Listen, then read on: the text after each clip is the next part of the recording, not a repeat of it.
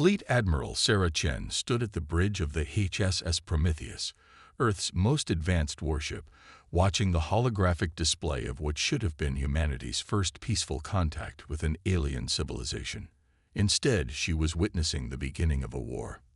The Voidborn ship hung in space like a living shadow, its biomechanical hull pulsing with purple energy that seemed to bend the light around it. The vessel was beautiful in its alien perfection and terrifying in its implications. "Play it again," Chen ordered, her weathered features illuminated by the soft blue glow of the bridge displays. Lieutenant Marcus Rodriguez, her communications officer, nodded and restarted the recording of their first and last attempt at diplomatic contact. The hologram flickered to life, showing the Voidborn representative, a creature that looked like flowing liquid mercury given form, its surface rippling with complex patterns that served as both language and thought. "Your species is inefficient," the translated voice resonated through the bridge speakers. "Individual consciousness is an evolutionary dead end. Join the Unity or be eliminated. There is no third option." Chen's jaw tightened as she watched the recording continue. Humanity's diplomatic team had tried everything: reason, cultural exchange, even offers of technological trade. But the Voidborn, a species that had achieved technological supremacy through complete neural integration into a vast hive mind, couldn't, or wouldn't, comprehend the value of individual thought. "Status of the Voidborn fleet?" Chen asked, turning to her tactical officer, Commander Kai Patel. 17 capital ships have emerged from their fold space corridors. Admiral Patel reported, his dark eyes fixed on the tactical display. "Their formation is perfect, almost crystalline in structure, each ship maintaining precise distances from the others." Chen nodded, noting the almost mathematical beauty of the alien fleet's arrangement. The Voidborn moved with the coordination only possible when thousands of minds operated as one. No human fleet could ever achieve such precision. But something about their formation nagged at her tactical instincts. It was too perfect, too rigid, like a solution to an equation rather than a response to a dynamic battlefield. "Dr. Wallace," Chen called to her science officer, "what have you learned about their neural network?" Dr. Emily Wallace, a former xenobiologist who joined the fleet after first contact went wrong, looked up from her station. "Their entire civilization operates as a single consciousness, Admiral. Every decision, every action, is processed through their collective. It's incredibly efficient, but what, Doctor? But it's also predictable. They literally can't comprehend individual initiative. Every response is calculated based on collective consensus. They don't understand randomness or chaos. It's antithetical to their entire way of thinking." Chen felt a smile tugging at the corner of her mouth. 20 years of naval service had taught her that the most dangerous weapon in any arsenal was unpredictability.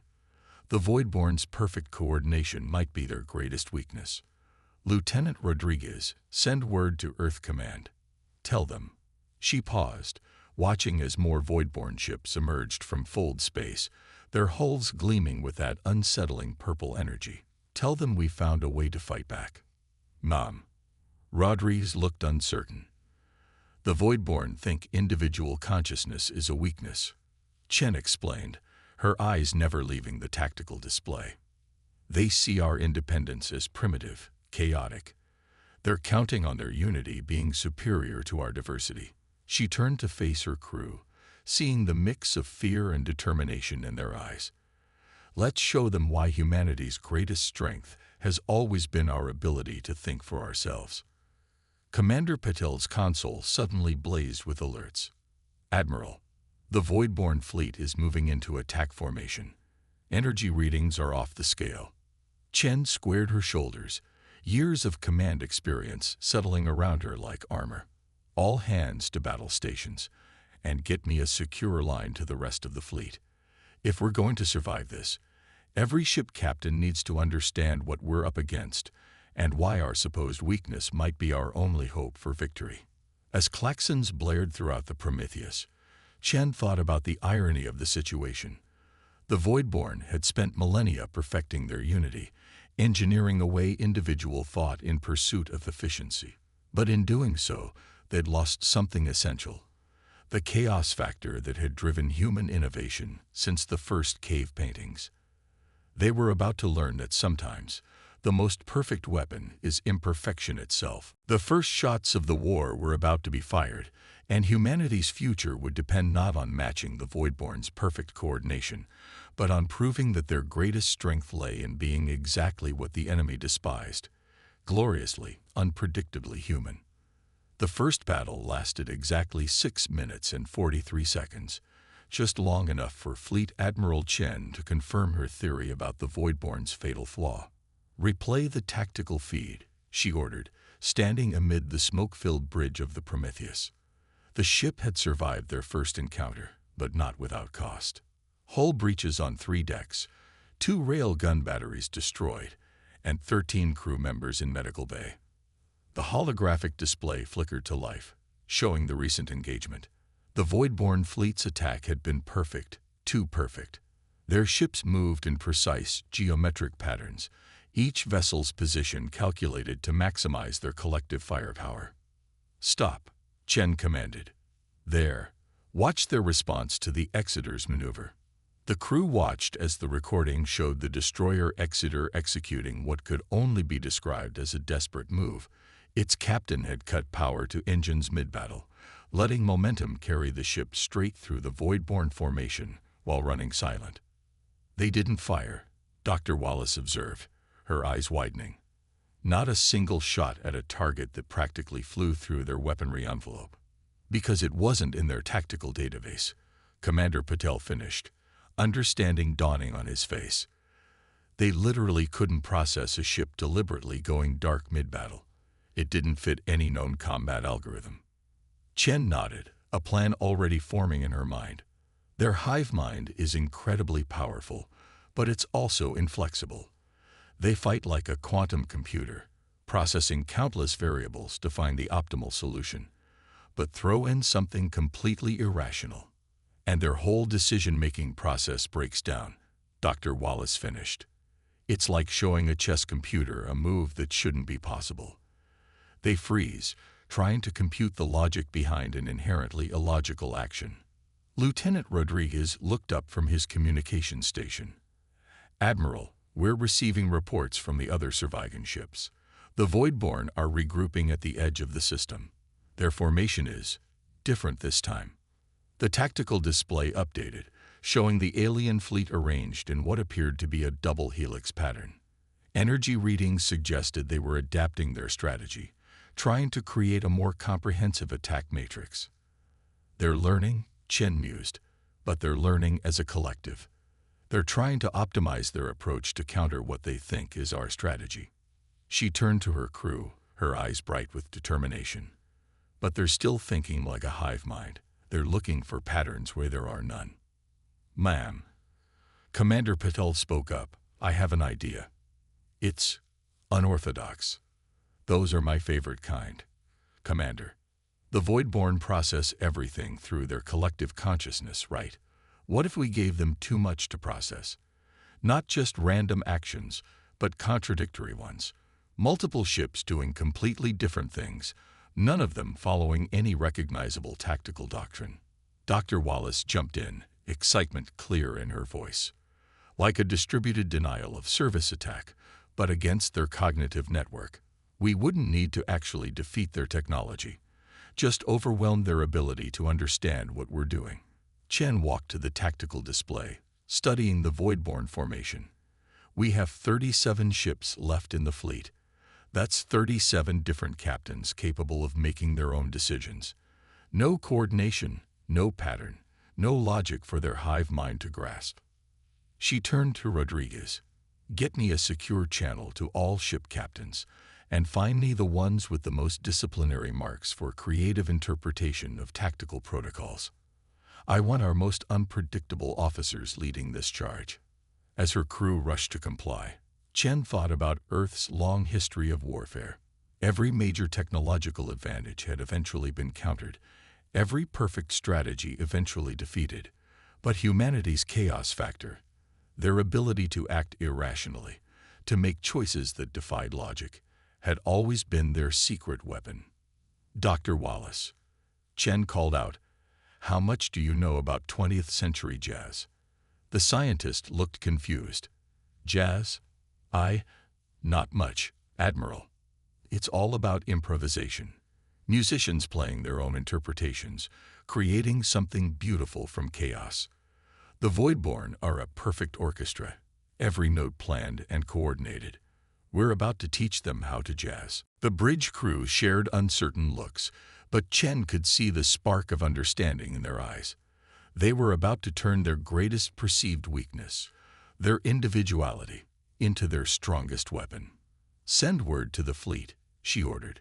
"Tell them to prepare for Operation Wildcard, and remind them of the old Earth saying, 'The most dangerous enemy is the one whose next move you can't predict.'"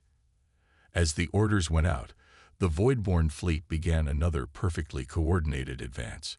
They were about to learn that in the face of true chaos, perfect coordination might just be perfect vulnerability. The void between stars erupted in a symphony of chaos. 37 human ships moved in patterns that defied every convention of space combat, each vessel dancing to its own improvised rhythm. The HFY Prometheus led the charge, but not from the front. Admiral Chen had positioned her flagship seemingly at random within the formation, another variable for the Voidborn to process. Her bridge hummed with tense energy as reports flowed in from across the fleet. "Destroyer Kirikou is executing a reverse spiral through their left flank," Commander Petal reported, struggling to keep track of the deliberately chaotic battle. "Captain Martinez has cut power to everything except life support and weapons, using gravitational drift to slide through their blind spots. Cruiser Magellan is broadcasting 20th century rock music on all frequencies," Rodriguez added, a hint of amusement in his voice. "The Voidborn communication network is showing signs of strain trying to analyze the lyrics to Bohemian Rhapsody." Chen allowed herself a small smile. Every ship captain had been given just one order: be unpredictable. The result was a battle that looked more like an abstract dance than a military engagement. The Exeter was spinning on its axis while firing in random patterns. The Zhenghe had split its drone complement into 20 smaller units, each following different attack vectors. The Gagarin was executing maneuvers that violated at least 3 laws of tactical sense. Dr. Wallace's station suddenly erupted with alerts. "Admiral, I'm detecting fluctuations in the Voidborn neural network. Their collective consciousness is stuttering, like a computer trying to run too many conflicting programs simultaneously." The tactical display showed the effect. The perfect geometric formations of the Voidborn fleet were beginning to waver. Ships moved with microsecond delays, an eternity for a hive mind that operated in perfect synchronization. "They're trying to analyze every action independently," Chen observed, "looking for the underlying strategy, the pattern that would make sense of our movements. But there is no pattern." The Voidborn response came as a massive energy surge. Their ships began charging what appeared to be some form of quantum cascade weapon, a desperate attempt to overwhelm the human fleet with raw power rather than precision. "They're abandoning tactical complexity in favor of brute force," Petal noted. "It's the closest thing to an emotional response we've seen from them." Chen's eyes narrowed. "They're adapting, but they're still thinking as a collective. All ships, execute Protocol Jazz." Across the human fleet, vessels began implementing their individual contingency plans, plans that none of them had shared with each other. The Prometheus suddenly killed all external lights and began venting plasma in a seemingly random pattern, creating a cloud of sensor-confusing particles. Other ships initiated their own unique countermeasures, each one different, each one adding to the cognitive load on the Voidborn neural network. "Their quantum cascade is destabilizing," Dr. Wallace reported excitedly. "The variance in our positions is making it impossible for them to maintain target lock across their entire network." The space between the fleets lit up as the Voidborn weapon discharged, But instead of the coordinated blast they'd intended, the energy dispersed chaotically, much of it harmlessly, into empty space. Their perfect weapon had been undone by imperfect targets. "We're receiving a signal," Rodriguez announced, surprise evident in his voice. "It's different from their usual communication patterns. More fragmented." "Put it through," Chen ordered. The bridge speakers crackled with a voice that seemed to be struggling with the very concept of individual communication. "Your actions defy logic. Each unit operates independently. No coordination, no pattern. How do you maintain military cohesion without consensus?" Chen stepped forward, her voice firm. "We maintain cohesion precisely because we don't require consensus. Each ship, each captain, each crew member is free to think and act independently.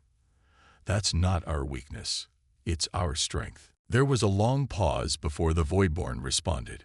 When they did, their usually smooth communication was broken, distorted. "This cannot be processed. Your tactical approach violates all known parameters of organized warfare. You are introducing chaos into order." "Welcome to humanity," Chen replied. "We've been introducing chaos into order since we first looked up at the stars and decided to reach for them anyway." The tactical display showed more instability spreading through the Voidborn fleet.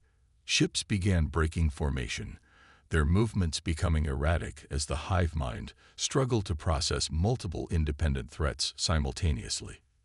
"Their neural network is approaching critical feedback levels," Dr. Wallace reported. "They literally can't handle this many unpredictable variables at once."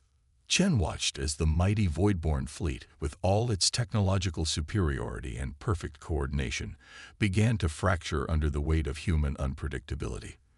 They had fought chaos with order for so long, they'd forgotten that sometimes chaos was the most natural state of all. "All ships," she broadcast to the fleet, "maintain individual attack patterns. Push their cognitive limits. Show them why humanity's greatest strength has always been our ability to embrace the unexpected." The battle was far from over, but as Chen watched her fleet of free-thinking individuals systematically overwhelm a technologically superior hive mind, she knew they had found the key to victory. Sometimes the most powerful weapon wasn't the biggest or the most advanced. It was simply the ability to think differently. The Voidborn neural network was coming apart at the seams. What had started as microscopic delays in their coordination had cascaded into full systemic failure. Their once perfect fleet now moved like a creature in its death throes, each ship struggling to process the flood of contradictory data from the human assault. Admiral Chen watched from the Prometheus's bridge as history unfolded. Status of their command and control. Dr. Wallace's fingers flew across her console, analyzing the streams of data. "Their network is fragmenting, Admiral. We're seeing something unprecedented. Individual Voidborn ships are beginning to act independently, almost as if the hive mind is breaking apart," Chen finished. "They're being forced to think as individuals." The tactical display told the story. The Voidborn fleet had split into smaller groups, each seemingly operating on different protocols. Some maintained their rigid formations, while others attempted to mirror the chaos of human tactics, but without the lifetime of individual experience that made such unpredictability effective. "Message coming in," Rodriguez announced. "Multiple sources, different frequencies. It's like they're all trying to speak at once." The bridge speakers crackled with a cacophony of voices, each one slightly different from the last. "How do you function like this? The noise, the confusion, how do you maintain coherence without unity?" "Because we never needed unity to be strong," Chen responded, her voice steady. "Humanity's greatest achievements have always come from our differences, not our similarities. It's why we argue, why we debate, why we challenge each other. It's why we create art and music and literature that doesn't follow any pattern. It's who we are." Commander Patel's station suddenly lit up with warnings. "Admiral, energy spike from their flagship. They're activating some kind of emergency protocol." The massive Voidborn command ship pulsed with that familiar purple energy, but this time it was different. Erratic, unstable. The energy began to spread through their fleet like a virus, connecting their ships in a desperate attempt to re-establish their neural network. "They're trying to force reconnection," Dr. Wallace reported, her voice urgent. "But the network can't handle the cognitive load of processing our chaos strategy. It's creating a feedback loop in their entire command structure." Chen leaned forward, watching as the Voidborn ships began to emit strange, discordant energy patterns. They're fighting against their own nature now, trying to maintain their perfect unity while simultaneously processing individual thought. "Admiral," Rodriguez called out, "I'm picking up something else." Signals from within their ships, their crews. They're beginning to communicate independently. The hive mind's control is breaking down. The tactical display showed the full scope of what was happening. The Voidborn fleet, once a perfect expression of unified thought, was experiencing something it had engineered away millennia ago: individual consciousness. Ships began breaking formation, some advancing, others retreating, each one acting on its own interpretation of the situation. "This is more than tactical advantage," Dr. Wallace realized, her scientific curiosity evident in her voice. "We're witnessing the spontaneous emergence of individual identity within their species. Our chaos hasn't just defeated their military strategy. It's forcing them to evolve." Chen watched as more Voidborn ships began broadcasting independent signals.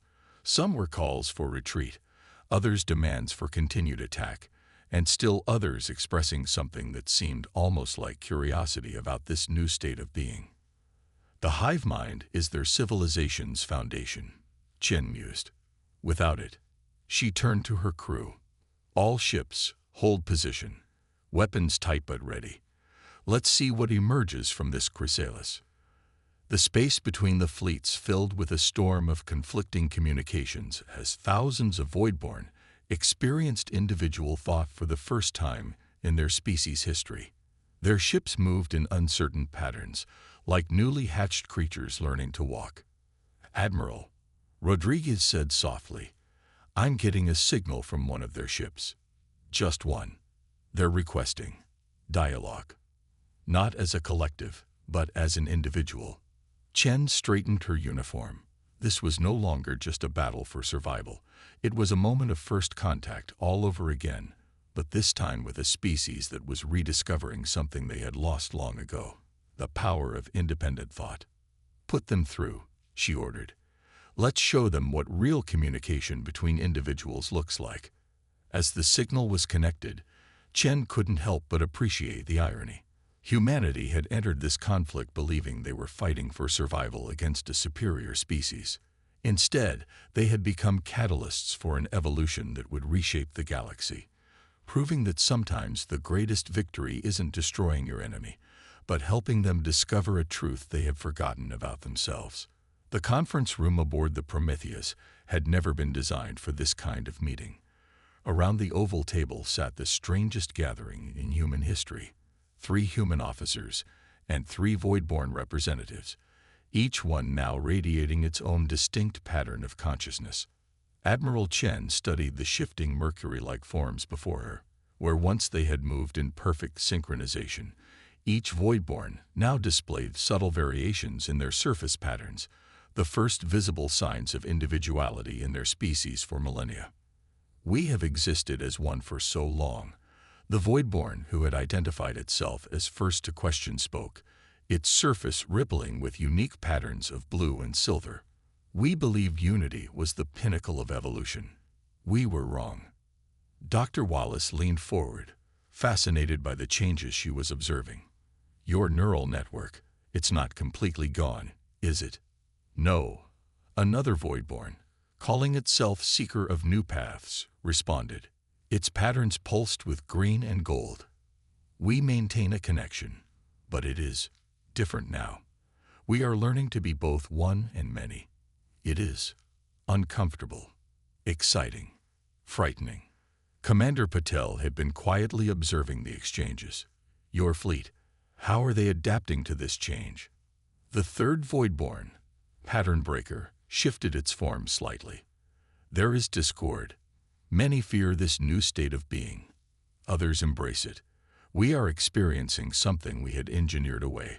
Diversity of thought. Chen nodded, understanding the magnitude of what was happening. Your civilization is experiencing a renaissance of individuality. But that doesn't have to mean losing what you were. Humanity has its own kinds of unity.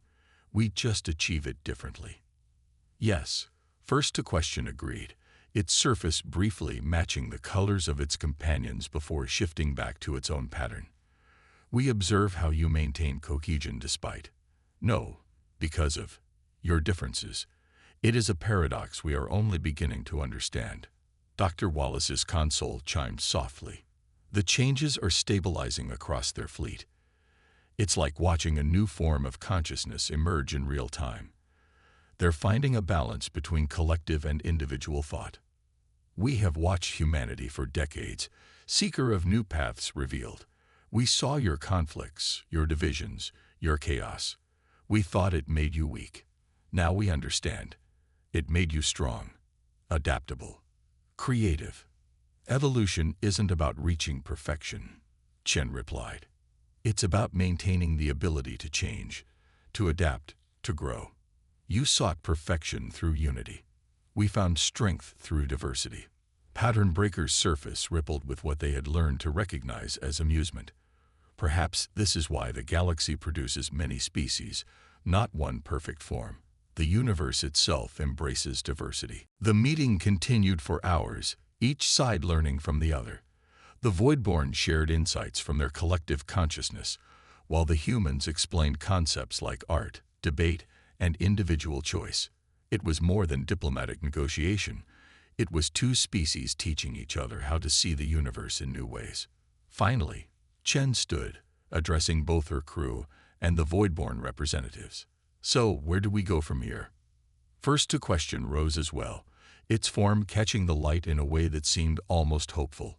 We propose an exchange, not of technology or resources, but of perspectives. We have much to learn from each other. Your chaos has taught us the value of imperfection, seeker of new paths added. Perhaps our unity can teach you new forms of harmony. As the meeting concluded and preparations began for a broader diplomatic exchange, Chen found herself on the Prometheus's observation deck, watching the combined fleets of two species that had nearly destroyed each other just days before. Dr. Wallace joined her, datapad in hand. The Voidborn ships are already showing signs of modification. They're incorporating individual command centers alongside their collective systems. Evolution in action.